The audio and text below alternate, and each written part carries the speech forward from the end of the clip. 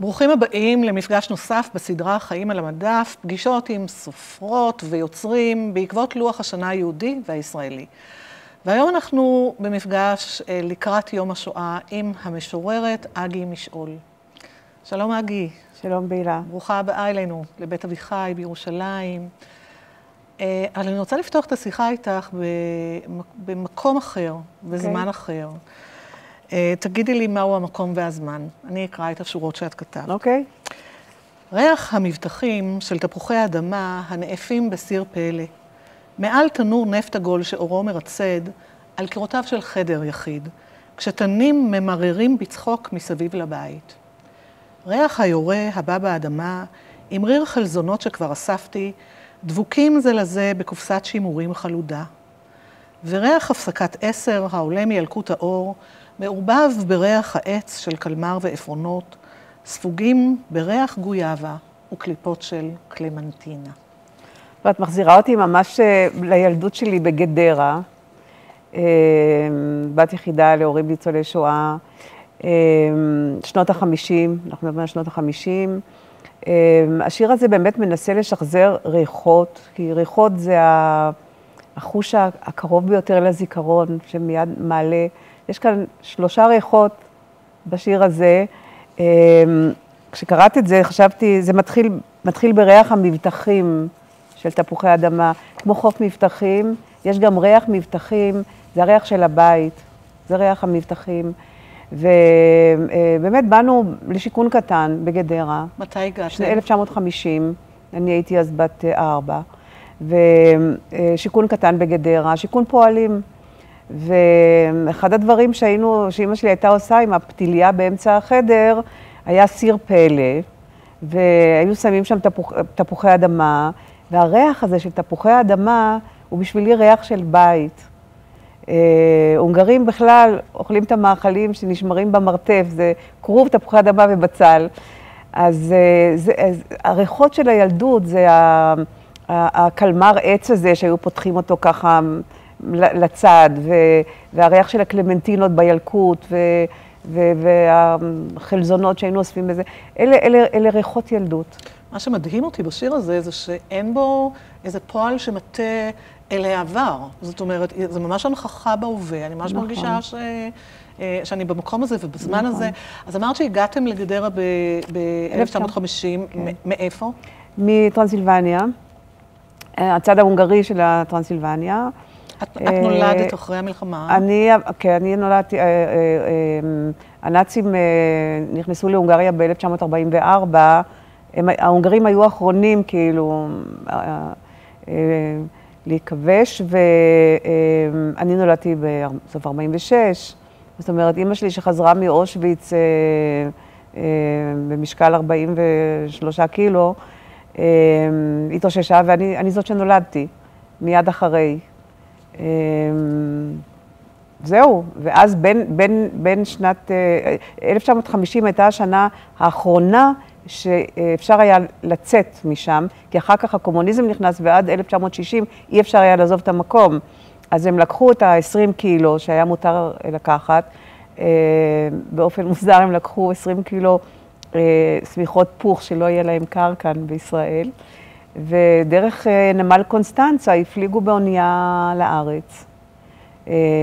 עזבו את הכל שם. אז אמא שלך הייתה באושוויץ וחזרה אחרי המלחמה לאן? למקום שהיא... אמא שלי הייתה באושוויץ ואחר כך בריגה, וכששחררו את המחנות, אז היא פשוט איכשהו ברגל, עגלות, איכשהו חזרה לעיירה הקטנה בטרנסילבניה, שנקראה סילאצ'ה.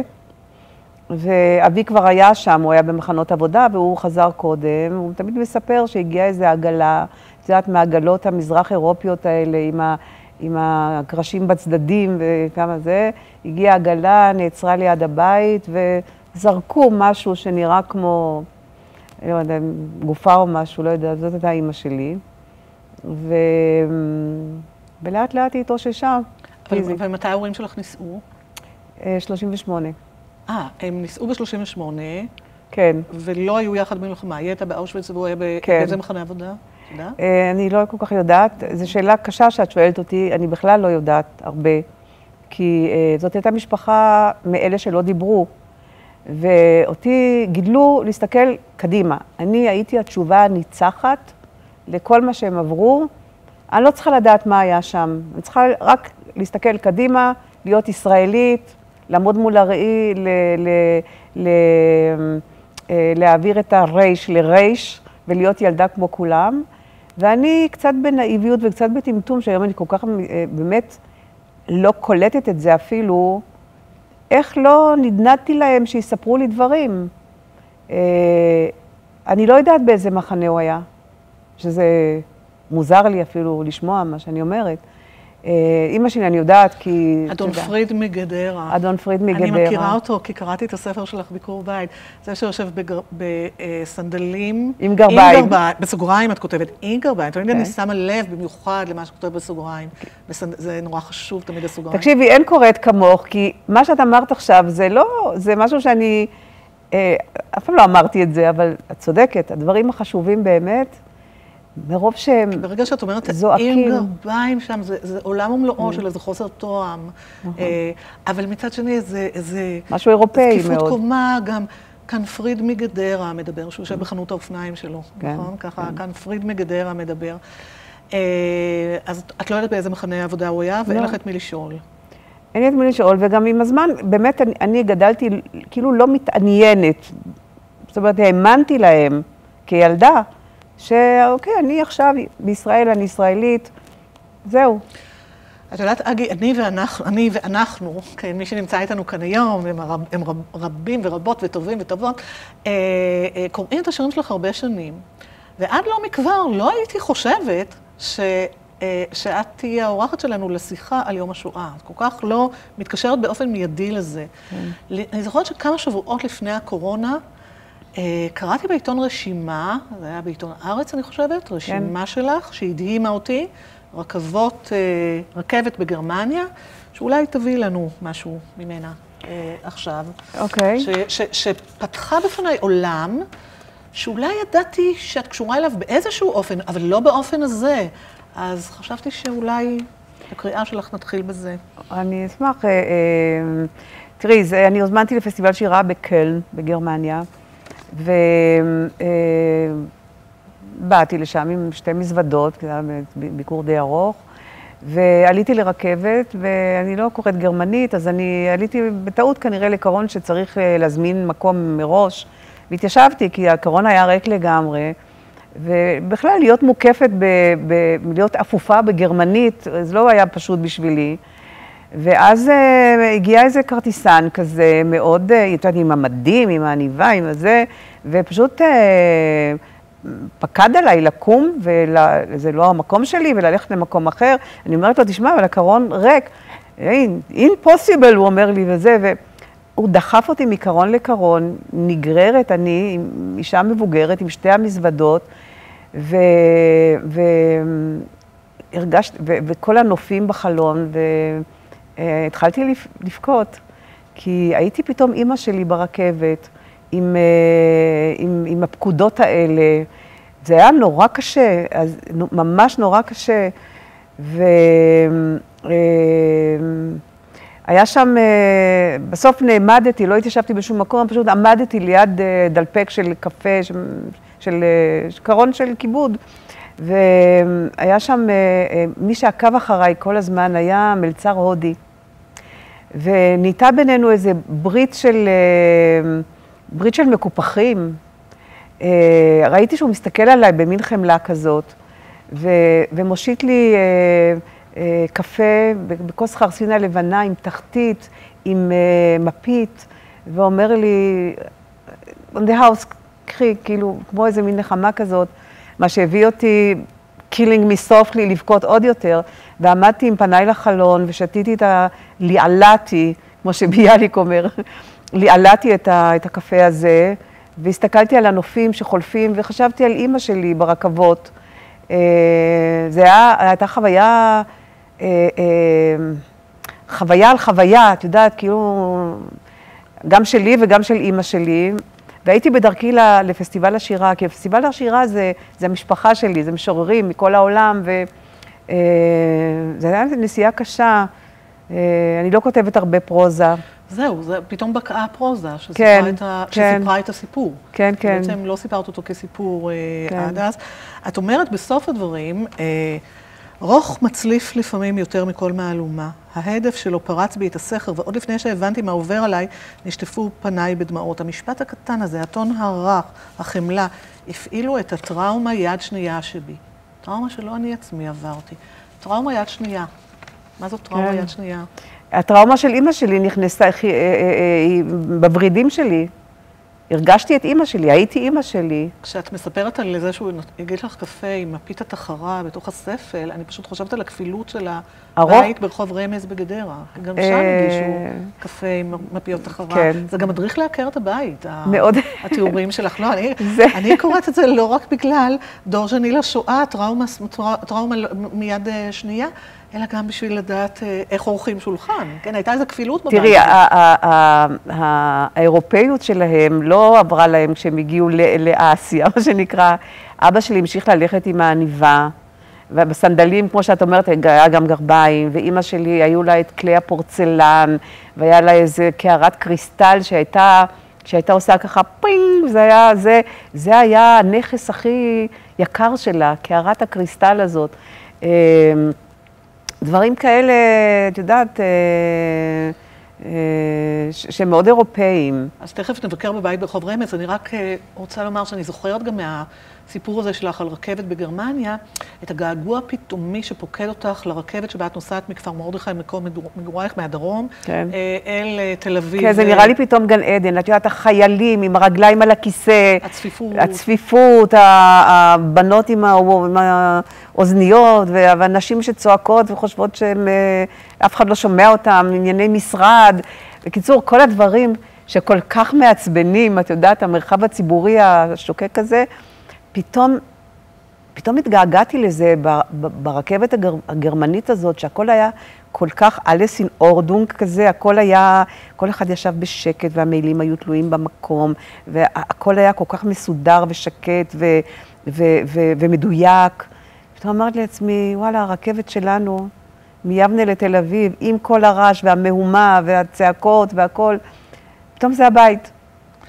נזכרתי כשקראתי את התיאור הזה של הנסיעה, בז'אנר שעד אז לא חשבתי עליו כאיזה, קבוצת שירים שיש לך, מפוזרים בהרבה ספרים שלך, שירי נסיעה שלך, שירים בתנועה, שירים שבהם את, או שאת נותנת הוראות הגעה לבית שלך, את ווייז. כן, איך להגיע אליי בווייז, כן. איך להגיע אלייך בווייז, אבל בעיקר אני אוהבת את השירים שבהם את נוהגת ושרה. הרבה שירי תנועה. זה נכון, כי תראי, אני באמת נוהגת המון, כי אני גרה בכפר מרדכי, אז הנסיעות שלי או לתל אביב או לירושלים, אני אוהבת מאוד לנהוג.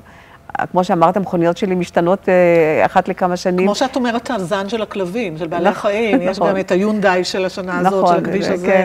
ובדרך כלל גם את מקשיבה למשהו, שכשאני קוראת את השירים שלך, you are my... You are everything for me, you are my destiny. אני מאוד אוהבת לנהוג ולשמוע מוזיקה, וכל השירים הם עליי כמובן. Are you lonely tonight? Are you lonely tonight? ויש גם, את יודעת, את הקטע הזה שאת סגורה בתוך קונחייה של אוטו, זז. הנופים קורסים לאחור, אף אחד לא ידפוק בדלת. זה זמן טוב, זה זמן פרטי מאוד מאוד טוב. והרבה פעמים המוזה באה דווקא בנהיגה, כשאני יושבת והכל זז, ואז באה נניח איזו שורה, עכשיו, זה המבחן הכי גבוה של המוזה, זאת אומרת, מה תעשי עכשיו? את תכתבי תוך כדי נהיגה, או תעזבי את השורה הזאת ותשכחי אותה. אני הרבה פעמים אומרת לה, את לא רואה שאני נוהגת, כאילו, ואני... אולי לכן יש פרקים בארץ, כדי שתכתבי. אני לוקחת את הסיכון, ואני כן, כותבת תוך כדי נהיגה, כי באמת זה זמן בהייה מאוד מאוד יצירתי. מעניין שאת אומרת זמן בהייה, כי יש לך שירים אחרים שהם שירי ישיבה. משתבללת בכורסה ומתרכזת בזמן הבהייה, שאין לי מספיק ממנו. אלה שירים יותר מדיטטיביים, באמת. מדיטטיביים, נכון, כן. בנהיגה בכל זאת לא יכולה לשקוע במדיטציה ולעצום עיניים, אבל זה זמן טוב. משהו סטטי ומשהו נוסע גם. אני אגיד את זה בלשונך, קורים דברים. קורים דברים. וגם אני קורא, את כותבת, ושרה קורין על, אני חושבת. נכון. אז עכשיו, אגי, איך נחבר בין האישה הזאת שנסעה ברכבת בגרמניה, והייתה באיזה שוק, טראומה מאוחרת כזאת, ובעיקר החמלה הפתאומית הזאת הציפה אותה בבכי, שברה את ליבה, לבין האישה שנסעה שנה קודם. אני קראתי את זה ככה לפני שנתיים, אני חושבת.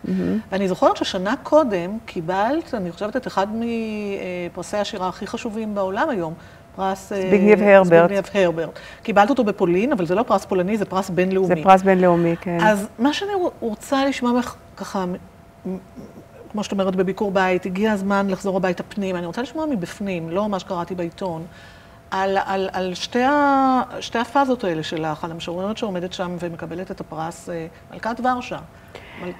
אני שם היו לי הגעגועים הכי גדולים שלי, להורים שלי, דמיינתי אותם יושבים שם בבניין האופרה של ורשה, ורואים אותי, שאני באמת הייתי התשובה הניצחת שלהם, אין מה להגיד. ודווקא בעברית, דווקא בשפה העברית, את מבינה שאני נהייתי מהם משוררת ישראלית בעברית. אני חושבת שזה שיא הגאווה שיכולה הייתה להיות להם לו היו בחיים, והיו רואים את זה. הפרס הזה ניתן לי באמת בהפתעה, אני הישראלית הראשונה שקיבלה את הפרס הזה, מתוך 6 שופטים בינלאומיים מ5 ארצות.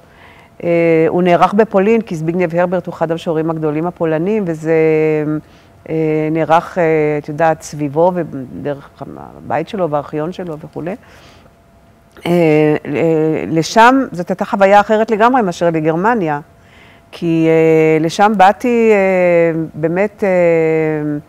באמת, עם כל הכבוד שניתן, קשה לתאר את זה, אבל באמת זה היה שבוע שטופלתי כמו מלכה, והתגעגעתי להורים שלי, שיראו את זה, איך אני בפולין שם, באמת גם הנאום שנסעתי שם, נאום של 20 דקות, ששודר בכל העולם, נאום שעבדתי עליו ממש הרבה זמן, הזכרתי כמובן את המוצא, ואיך אני פה עכשיו.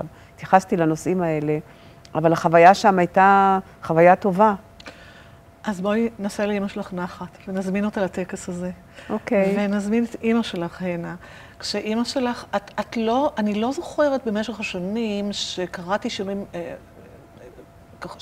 על ההורים שלך, לימין כתבת עליהם הרבה, אבל נדמה לי שהפעם הראשונה שפגשתי בהם, או פגשתי את אמא שלך, היה במחזור השירים, שירי נצח חלב. נצח חלב, שכתבת אחרי פטירתה של אמא שלך, נכון. ואולי ככה לכבודה ולזכרה, תקראי לנו מתוך המחזור הזה. טוב, אני אשמח מאוד.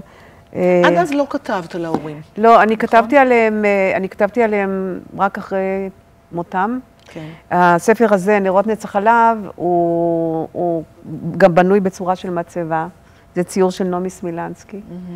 נצח חלב, הייתה חברה טובה שלי, כן. נצח חלב זה היה הפרח שאמא שלי גידלה, ואמא שלי נפטרה בליל הסדר.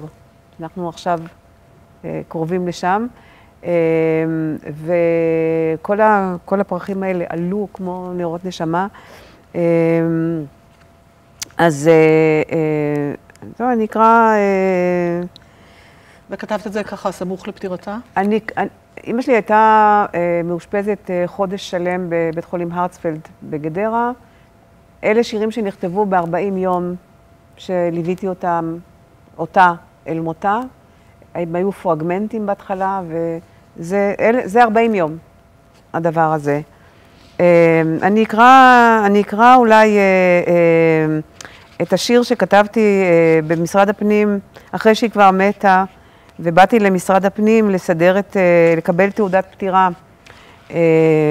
אבי כבר מת לפניה, והפקידה... אוקיי, הטקס היה צנוע. פקידת משרד הפנים הושיטה לי את תעודת הסיום שלך. את, שמעולם לא הייתה לך שום תעודה, זכית פתאום בתעודת פטירה יפה, עם סמל המדינה, כאילו הצטיינת מאוד במשהו, ועמדת בכל הדרישות. היא שאלה אם אני רוצה גם לעדכן כך אמרה, את תעודת הפטירה של אבי. אחר כך הניחה אותן זו לצד זו כשתי מצבות תואמות, ולחצה על פעמון חשמלי. ירדתי לרחוב והמשכתי לפסוע כמו ילדה קטנה שמחזיקה ידיים להורי נייר מרשרשים ברוח. אני אקרא שיר אחד שאני מביאה לאוכל מהבית.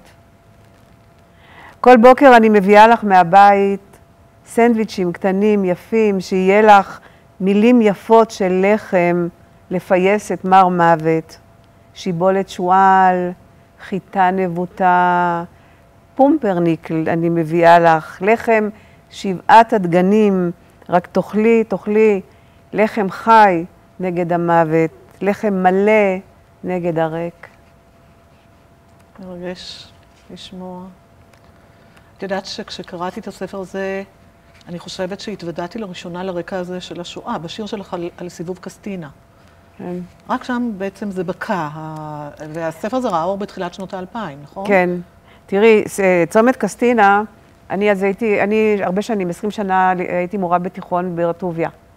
שזה להגיע מכפר מרדכי, זה לעבור את קסטינה, ויש שם צומת מרומזר, ימינה זה לברטוביה, שמאלה זה למרבק, המשחטה.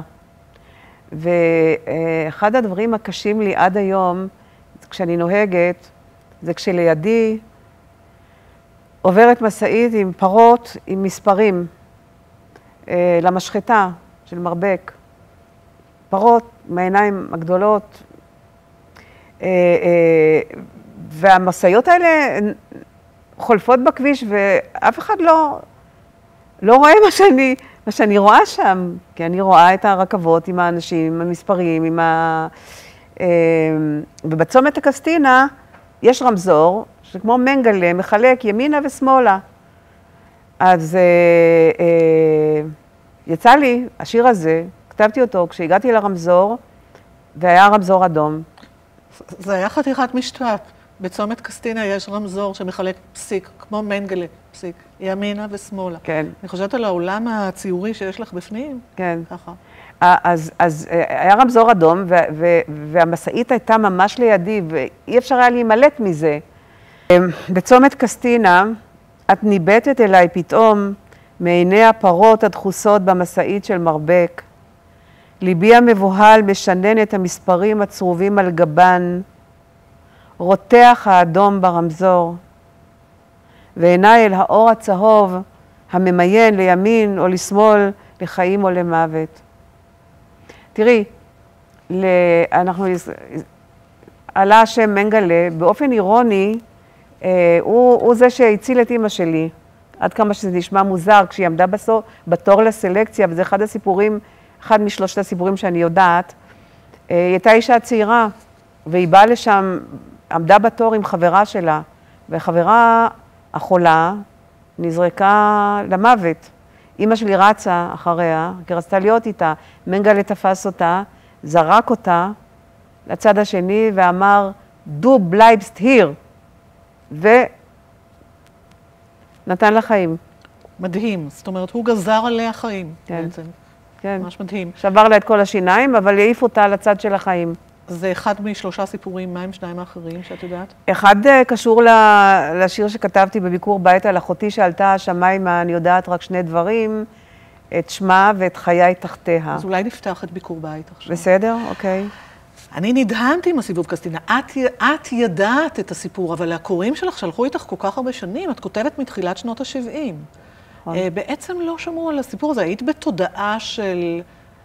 כשהסיפור לא סופר, את היית באיזה תודעה היית? בסוגים של הכחשות מכל מיני סוגים. את יודעת ששירים זה מכשפות, אז בסוף זה יוצא הדבר הזה. לא רק שהסיפור לא סופר, אלא אני חושבת שאולי כמעט יותר מכל משוררת אחרת, את מזוהה עם... יש איזה... קראת קודם, תנים ממררים בצחוק. יש הרבה תנועה, יש הרבה עליצות. כן, נכון. יש עצב, אבל הוא לא קושר בתודעה שלי עד שקראתי את השירים האלה. נכון, אני לא משוררת מרירה, זה נכון. אם כי כשקוראים לאחור, את יודעת, לכבוד השיחה שלנו, קראתי ממש, מי נני ושנינו. זה כל הזמן שם. זה כל הזמן שם. רואים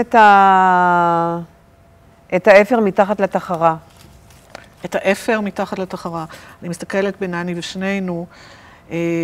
נני ראתה שהעצובים פה ממששים בלי הרף את החום העצוב של עיניהם. זה אני חושבת 72, נני ושנינו, אני קוראת מתוך המבחר שמכנס את השירים שלך על פי סדרם. והנה, אחרי שירי נצח חלב, יוצא הספר הנפלא. אז ביקור בית, כן. אני מסתכלת ככה על תמונת הכריכה, ומראה אותה... זה השיכון האפלולי. כן, ביקור בית, כשמה שאנחנו רואים זה בית שאנחנו לא רואים כניסה אליו, אבל את מאוד מזמינה אותנו אליו. אז בואי נפתח יחד, נעשה ביקור בית. טוב. זה מדיציני כזה, ביקור בית? תראי, ביקור בית, במילה בית התכוונתי, את יודעת, גם לנפש וגם לבית הפיזי וגם למדינה באיזשהו אופן, כי זה, הילדה במחזור הזה, היא יכולה להיות כל ילדה שגדלה, כל ילדה דור שני שגדלה, זה לא משנה אם זה בגדרה או פתח תקווה או בכל מקום אחר בארץ, כי הרבה אנשים, בני דורי, מזדהים עם ההוויה הזאת שמתוארת שם, את יודעת, עם הדגים בתוך האמבטיה ועם להביא עוף לשוחט. בגלל שחבל על המים, אף אחד לא עשה אמבטיה, רק ביום חמישי. בדיוק. שרחו שם קרפיונים. ועם השירים של אפרים די זהב, עם השבוע טוב, שבוע טוב. זה מתוארת כאן בעצם הוויה של שנות ה-50, ראשית שנות ה-60, שמוכרת לבני דורי לפחות. אז זה ביקור בית בהרבה מובנים, ברדיוסים שונים. כי בכלל, את יודעת, בשירה, אני משתדלת להיות עד כדי כך שאני גם אהיה את, או כל מישהו. כי את יודעת, את באמת נהיית אני. כשאני קראתי את ביקור בית, לא חשבתי על ההוויה של השואה, חשבתי על הישראליות. מה שאני פגשתי כאן זה את השבוע טוב, שבוע טוב, וככה אפרים די זהב. כן, כמה שזה אירוני, השיר הזה. את הולכת ברחוב רמז, ואת שומעת את זה מכל הבתים, כי זה, את יודעת, זה רדיו, מציאות של רדיו. לאורך כל הרחוב את שומעת את זה מחלון לחלון, לחלון לחלון. איזה שבוע טוב, איזה כספנו ירבה כחול. זו מציאות אחרת לגמרי, אבל השם שלך גם מופיע במחזור הזה, את יודעת. אני בלהה. אני בלהה, כן. אני בלהה גם פה, אז בואי ככה ניכנס איתך הביתה. ניכנס הביתה? אז נקרא כמה שירים? כן. אוקיי, בסדר גמור. זה מחזור, אז כדי לקחת בחשבון שזה חלקים מתוך מחזור. אוקיי, אני אתחיל באמת מהשיר הראשון של, את יודעת מה שילדים עושים תמיד, כותבים על מחברת את השם שלהם, על שולחן פורמייקה, במחברת חומה, נטול עץ, 40 דף, אני כותבת אגי, פריד, גדרה, ישראל, אסיה, כדור הארץ, היקום, אבל עורק הרגש החלילי ניגר לי, ומי תהומו מפקים בהונגרית, אגי, אגנס, אגיצה, אגינקו, מה לך ולים השיבולים מסביב? בי הנמוגה מכל נאחזים המראות. אני היחידה זוכרת את הילדה שהייתי, והכל ישנו כי אני ישני. הזוכרת שבי, הזוכרת חושבת שאני רצופה, וכי ניתן באמת לסמוך עליי, אבל לרוב אני משעינה את הזיכרון אל קיר המחסן כמו אופניים, עד שיתעורר שוב החשק לדווש. אפשר גם לנוע ללא כיוון, להפוך אבנים מבלי לחפש משהו מיוחד, ולמצוא את הילדה עם השם היפה, רונית יער, שאכלו אצלה סלט ולבניה. הייתה לי ילדה בכיתה, שזה היה שמה רונית יער, שם ישראלי כל כך יפה ומעורר קנאה, והייתי באה לשחק אצלה אחרי הצהריים, ומשתדלת שיזמינו אותי גם לארוחת ערב, כי היה להם מקרר, לא קרח, שהיו אוכלים אצלה לבניה, עם כפית הזאת, זה כאילו סלט. אני בטוחה שרונית יער חלמה לבוא לבית של אמא שלך עם המאפים ההונגריים. יכול להיות. אבל זה היה כל כך ישראלי, השם הזה, רונית יער, אני עם השם אגי פריד כזה. אבל רונית יער נראה לי כזה משאת נפש. כל השמות האלה, הישראלים, מיכל, יעל, השמות התמר. בסוף נהיית משעול. ובסוף נהייתי משעול. כן. אני רוצה לשאול על השיר הזה, על הזיכרון. הזוכרת חושבת שאני רצופה, אבל לא, את פתאום, ויש לך דימוי כל כך מפתיע, שלבצע את הזיכרון זה כמו לדווש על אופניים, אבל לפעמים מניחים את האופניים על קיר המחסן. על קיר המחסן, זה מעניין, המחסן הזה, דווקא המרחב הזה של המחסן. אבל זה מעניין שהדימוי בא מההקשר של החיים של אבא שלה. נכון, אבא שלי מכר אופניים. כן. תיקן אופניים. כן. אבא שלי שם בטרנסילבניה, היה לו בית קולנוע, סרט אילם, והוא היה מלווה את הסרטים בפסנתר, תארי לך. הוא ניגן נורא יפה. וגם הייתה לו חנות, כשהם באו לגדרה, אז הוא התחיל מין בודקה כזה, לתקן אופניים. לימים זה התפתח לחנות שמכרו שם גם ונטילים, לוסטרות, קצת תקליטים שהם היו מביאים מתל אביב, כל מיני דברים. בקיצור, מכונות כביסה, אני יודעת, עם השנים, כל מה שהיה. אז כן, נכון, זה מעולמו של אבי. לא חשבתי על זה עד הרגע שאמרת את זה. זה גם מעניין שלי, זכרת לך הרבה פעמים, זה מתואר באמצעות מטאפורות של תנועה, זה קשור לשיחה שלנו קודם על תנועה, זה כמו לעוף לאחור. נכון. הזיכרון שמביא אותך לעבר הוא בעצם מעשה מאוד מאוד פעיל בתוך ההווה, ריבוי תנועה. נכון. נכון. עוד איך נקרא לזה, לא הטוב הזה, אבל מהספר המחזור הזה. המחזור הזה. היינו מקבלים חבילות מאחות של אמא שלי מאמריקה. חבילות נורא מיוחדות, עם שמלות בצבעים שלא היה בגדרה, שמלות אורגנדין כאלה, ומרשמלו, שלא ידענו בכלל מה זה. זה היה על החבילות האלה ריח מאוד מיוחד, וזה היה כל פעם חגיגה גדולה, יושבים מסביבן כמו מסביב למדורה, פותחים ומסתכלים מה מתאים למי. אוקיי, בשיכון פועלים, בסמלת אורגנדין, שהגיעה בחבילה מאמריקה, עם ריח ורוד של מרשמלו, אני מנגנת לאורחים באקורדיון כחול לקומפרסיטה. את, אמא שלי, פורסת מפה עבודת יד, עורכת עליה סט פורצלן מהסרוויז שבבופה, עם קנקן חלב שמרגניות ופתלי יער מסתרגים ממנו אל כלי קוביות הכסף.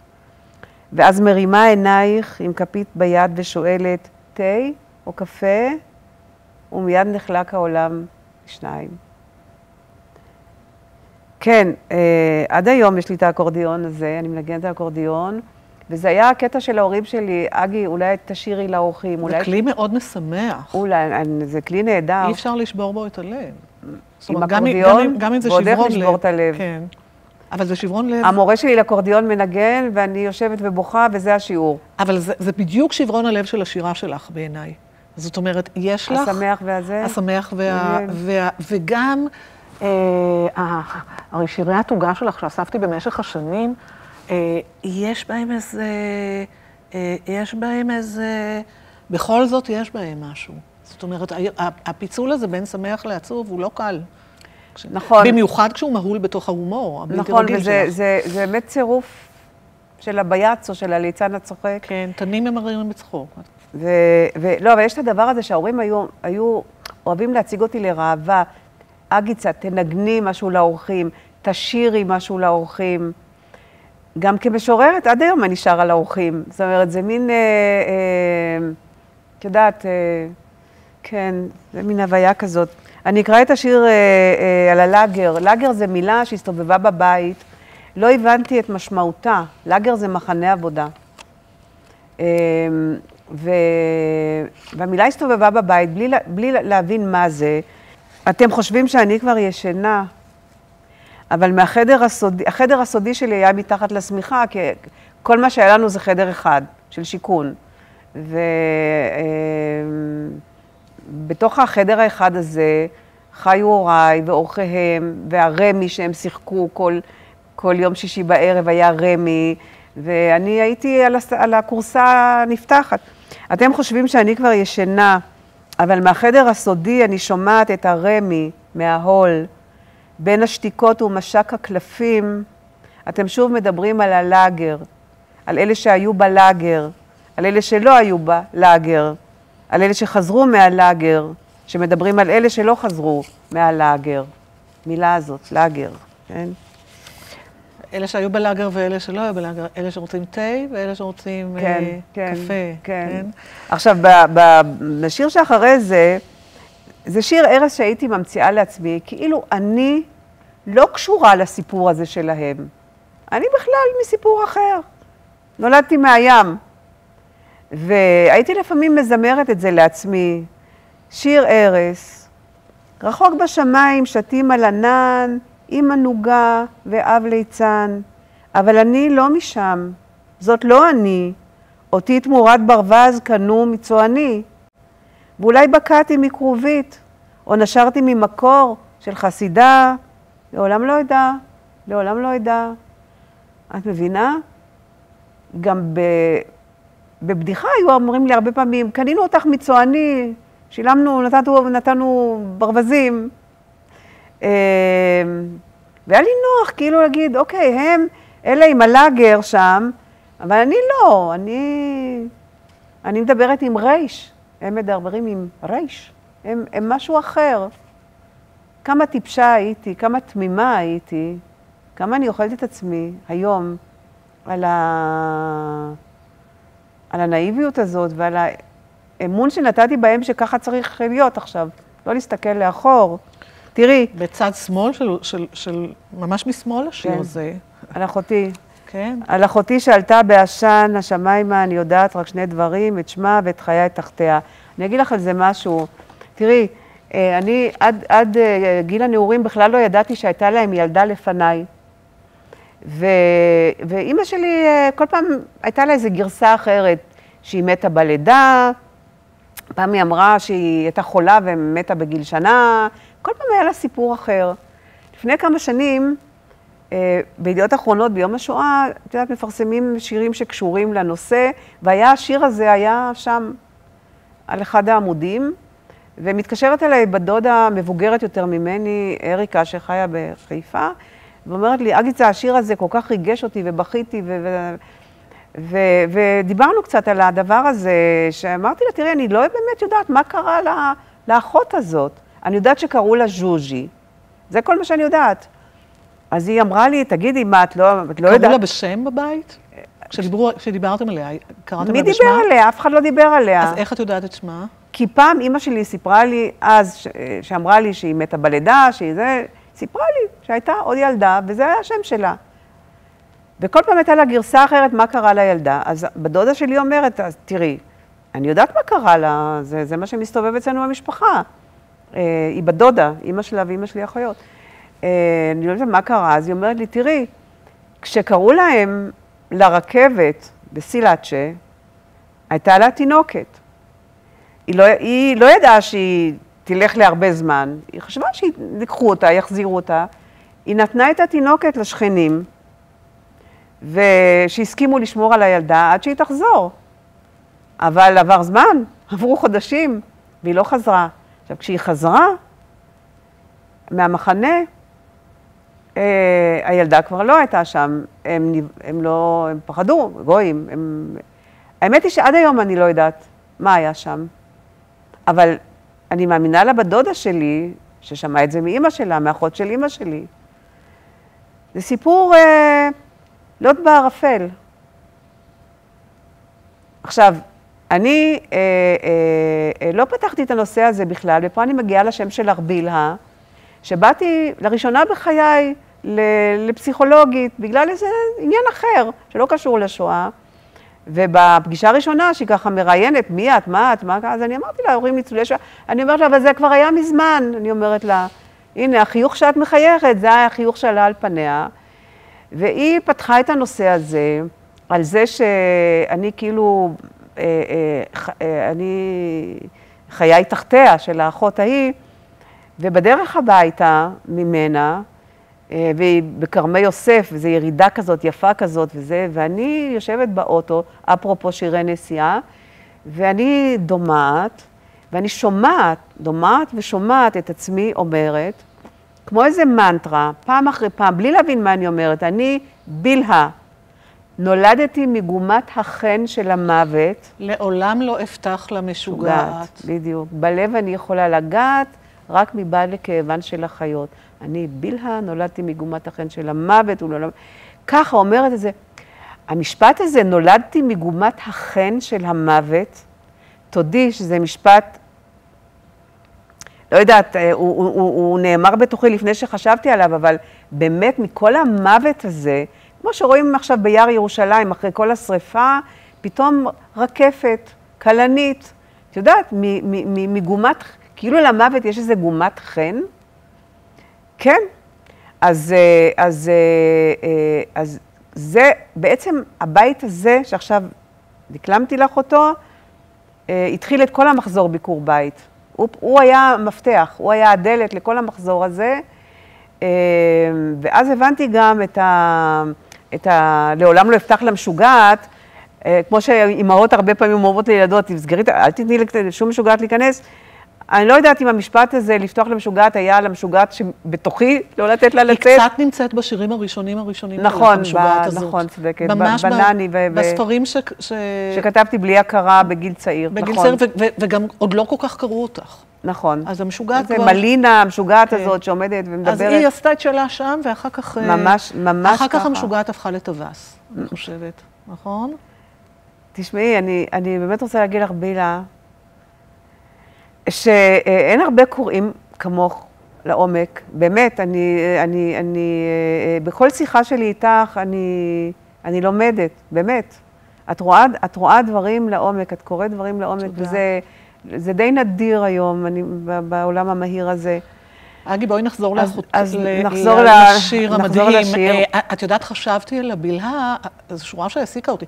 הספר הזה הדהים אותי, אני זוכרת שקראתי על אחותי שעלתה בעשן. אמרתי, מה זה הרומן הבדיוני הזה? הרי אני קראתי מספיק רעיונות איתך. איזה אחות שעלתה?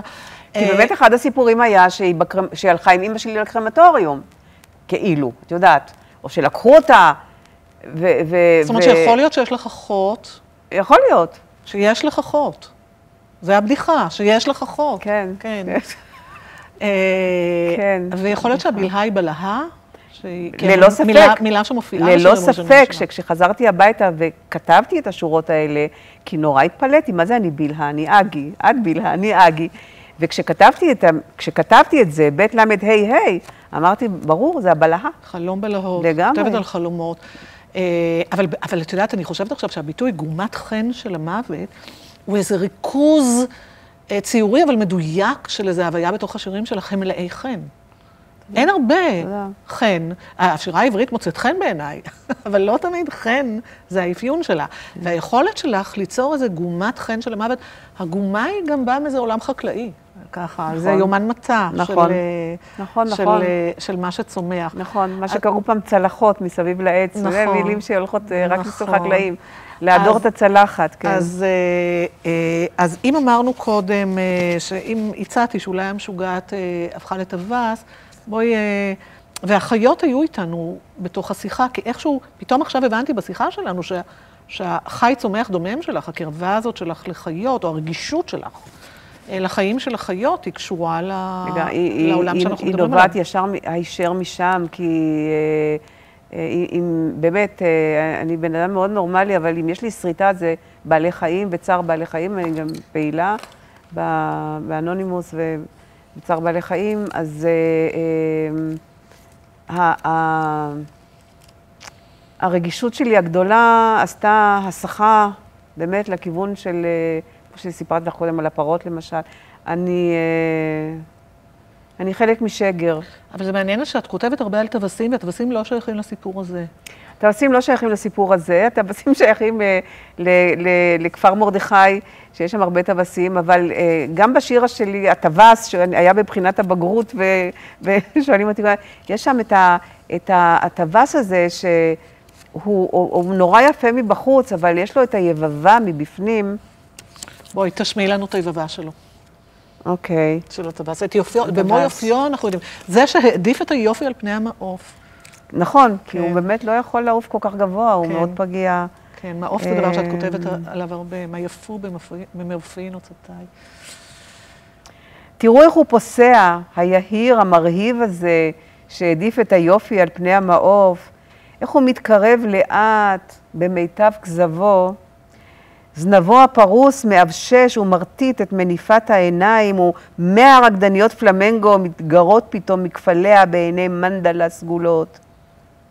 מתוך כל הטורקיז, תראו איך הוא פוסע, איך הוא נושא את כתרו, זה שמעולם לא הפנה מבטו לחזות במו יופיו, מתקרב עכשיו אלינו, ראשו הקטן נעוץ כאגודל במרכז הפריסה. היהיר הזה, שאינו אלא תרנגולת ממולאת ביבבה. הסיטו מבטכם והקשיבו לקולו.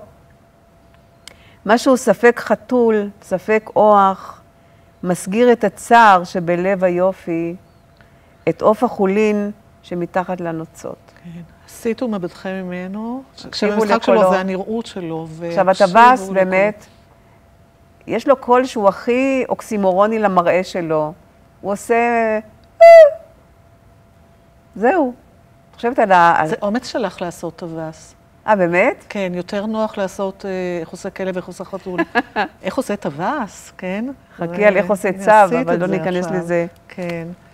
עשיתו מבטכם ממנו, והקשיבו לקולו, על הצער שבלב היופי, ואל עוף החולין שמתחת לנוצות. ומעניין שהשיר שמגיע מיד אחרי השיר הזה, נקרא אני והיא, את אומרת, אני מקשיבה לה מהטלוויזיה, למתאבסת הזאת, המפרשת את חיי וקוראת משיריי, אותם היא חוטפת וזוקפת מיד לזכותה.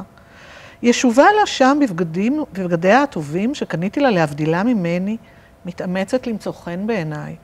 גם כן אחת. אז מי זאת המתאבסת הזאת? זה הפרסונה, את יודעת, הפרסונה הציבורית. כן, זה הפרסונה הציבורית ששונה מאוד מהדבר המהותי הפנימי, שהפרסונה שמופיעה בציבור, שאת יודעת, מדברת וזה. אז את יודעת, מה שאני כל כך אוהבת בשיר הזה, זה שזה מתחיל כך, כמו שאת אומרת, עם הבידול בין המהות הפנימית, הגרעינית. זאת אומרת, בביקור בית הגיע הזמן לחזור הביתה, יותר מדי זמן נסועבת עם הבטנה בחוץ, כן? לחזור פנימה. אבל מה שאני כל כך אוהבת בהמשך השיר הזה, זה האופן שבו היא רואה מחדש את הפרסונה. בהתחלה היא לועגת לה, לאגי משאול הזאת. התשמע קולי, תקולי, היא מתחנפת בהומור רע, ואת זה ככה את מציבה בסוגריים, שכבר אמרנו קודם שהם חשובים. ואז פתאום הפרסונה הופכת להיות לחלק מהמהות. אם כי אני זו שנפחתי בה חיים, ושילחתי אותה לאוויר במקומי, ועודי משתבללת בחורסתי, אני היא שהוצאתי לה ספרים. תראי, יש בינינו תלות, זאת אומרת, אני יצרתי את הפרסונה הזאת, היא תלויה בי, כי אם אני אגי, המשוררת לא תכתוב, היא לא תתקיים. והיא זאת שגם באמת דואגת לי לפרנסה וכל מיני דברים אחרים. זאת אומרת, התלות בין המהות המשוררית לבין הפרסונה זה כאילו שתי ישויות, אבל הן ישויות נורא שונות. אבל זה את אומרת, את כותבת את השיר, ואת יודעת את הכוונה שלך. אני אומרת לך מה אני קוראת בשיר. את קוראת דווקא את הפרסונה הזאת, לא, אני קוראת את כל הערך שלה. לא רק את החמלה כלפיה, את הערך שלה. אבל עכשיו היא מדברת מהטלוויזיה, פניה לנצח, ואני מקשיבה לה בחיוך, כמו לילד. וזה הרי, ואני חושבת שככל שעוברות השנים, את עושה יותר ויותר אינטגרציה, וכל העניים. עם כל העניים האלה. והנה לאחרונה, לפני מספר, ממש שבועות ספורים, ראתה עוד אינטגרציה. בקובץ שנקרא בשם לא צפוי. כן, אהבות. אהבות. כן. אהבות, השם הלועזי של זה אמורס. רציתי להתעלות באילן גבוה ולחקות את אובידיוס. עם אמורס שלו. כן, זה באמת, זה ספר שהוא על אנטומיה של אהבה בעצם. חשבתי שאחרי 50 שנה הגיע הזמן, אחרי כל השנים שאני כותבת, לענות על השאלה של ביאליק, אומרים אהבה יש בעולם, מה זאת אהבה? ויש פה שירים באמת מהספר הראשון שלי, ושירים חדשים, שערכתי אותם בצורה שהיא לא כרונולוגית או לפי נושאים, אלא יצרתי תזמור, הפעלה מחדש של כל השירים האלה, שמספרים איזשהו סיפור, יש כאן איזה נרטיב, שמספר סיפור על כל פניה וכל הקולות המנוגדים והשונים אלה מאלה של המצב הזה, של ההתאהבות והאהבה וכו'. גם התעלות, גם פרידה, גם בגידה, גם נקמה, גם פיוס, הכל. וכל הדבר הזה עטוף בשני שירים יותר מטאפיזיים, גדולים, כאילו כניסה ויציאה. מה תקראי לנו מתוכו? טוב, אני אקרא שיר שנקרא הצריף, שהוא מתקשר קצת לתקופה שדיברנו עליה. שיר מהנעורים. אני חושבת שזה מביא לנו את ההוויה של הילדה שיש לה עולם ומלואו. זאת אומרת, חוץ מהלאגר והלאגר והאחותה שעלתה בעשן, שזה גורמים כל כך... יש איזה מרחב שבתוכו מתנהל למשל הדבר הזה. נכון. אתמול עברתי במכונית ליד ביתך, וראיתי שהצריף עודנו שם, וחשבתי, צנופה ככה במכונית, שאיש לא אהב אותי כמו שאהבת אותי אז, בצריף הזה, שקראו לו ליפט, שבו לראשונה עישנתי ושתיתי ואיבדתי, לא בצער, את בתולי, לתוך הפיציקטו של פגניני מפטפון שיכול היה להחליף בעצמו 10 תקליטים, ושאיש לא מרח לי כמוך אבוקדו על לחם לבן, זורע עליו לכבוד ההונגריות שלי, פפריקה אדומה, וקורא לי תפוח. נהדר. הספר הזה שהוא עולם ומלואו, וצריך להקדיש לו שיחה ושיחות, לא, על האהבות צריך להקדיש שיחות. כן, זה זה עולם משהו, ומלואו לדבר כן. על הספר הקטן הגדול הזה. אבל בעיקר של השיחה שלנו, אני אגיד שזה מעניין לראות שהביטוי חמלה, שפגשנו אותו בתחילת השיחה, כשאת מדברת על ברכבת בגרמניה, על ההופעה של החמלה לקראת הסוף. אני חושבת שהרגש הזה, מצב הנפש הזה, החמלה, נוכחת גם בשיר הפותח וגם בשיר המסיים של הספר הזה. את אומרת בשיר הראשון, בשירים האלה שאמרת קודם שאת מציבה אותם כאילו כמו איזה מעטפת למה שיבוא בפנים, הם גם כתובים באותיות אחרות, מודפסים באות אחרת וללא כותרת, כן. אז שיר לאדם החלקי, פגום כמו שהוא, אהוב וחמול כמוהו.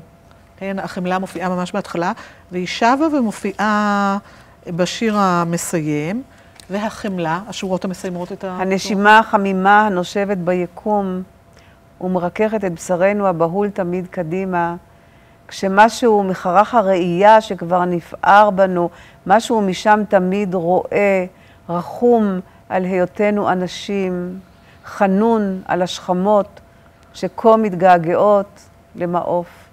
כך יפה, קוראת באוזנינו, זאת שעפה אחורה, כן, המשפט הזכור הזה מהשיר על המורה למתמטיקה שתלוי בכל כך הרבה חדרי מורים, אני מחפשת את זאת שעפה אחורה, את אומרת חנון, רחום, על היותנו אנשים, חנון על השכמות שכה מתגעגעות למעוף. כי חמלה זה המקום הכי גבוה שאפשר לכתוב מתוכו, את יודעת, שירים הרי לא נכתבים מאותו מקום, יש שירים מעומקים שונים, וכשנוגעים בנקודה של החמלה, שזה בעצם הקומה הגבוהה ביותר שיש, המכילה ביותר שיש, החנונה ביותר שיש,